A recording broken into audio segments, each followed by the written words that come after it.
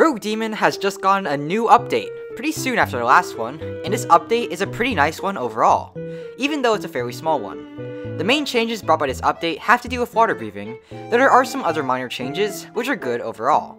So, let's get into the video.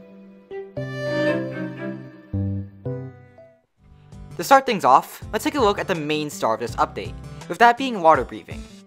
The three changes made to water breathing are a rework to constant flux, some animations for dead calm, and a new M2 for flowing dance.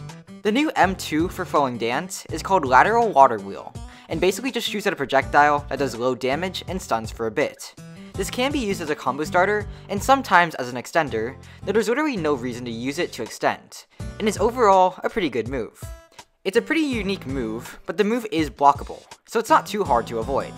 Still, it's a nice ranged option for water breathing, especially when striking tide no longer exists, so that's nice. After that are some new animations for dead calm, which are just a visual change. There's now an animation where you hold the sword with two hands when the move is used, and that's about it. Nothing much, but it's cool. Finally, the rework to constant flux is probably the coolest part of this all, though it might be a little weird for some people. To start off, the slashes will now slow you down when you use them, which can make it a bit harder to use. However, it's not that big of a deal. The main change though is a new M1 version of the ending slash, where instead of slamming the dragon onto the ground, you do a Hinokami slash that does pretty good damage and ragdolls for a long time. This slash also bypasses block, so it's pretty useful overall. I like the changes to water, and they're pretty good changes, so let's move on to the less important stuff. Flame Breathing's first move, Unknowing Fire, got a visual rework, where there's now a flame spiral when it's used. It's cool and all, but purely visual.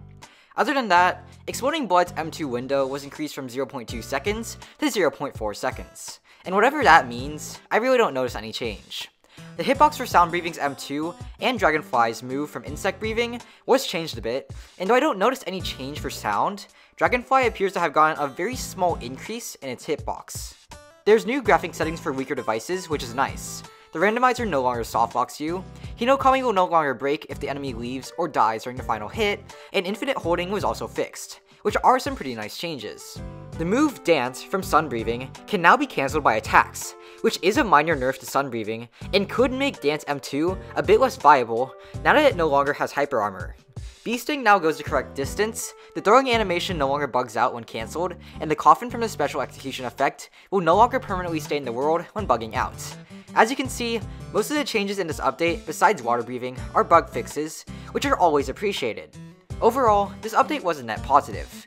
The things added to water breathing are really nice, and make it a bit more fun to use now that you have more options than before.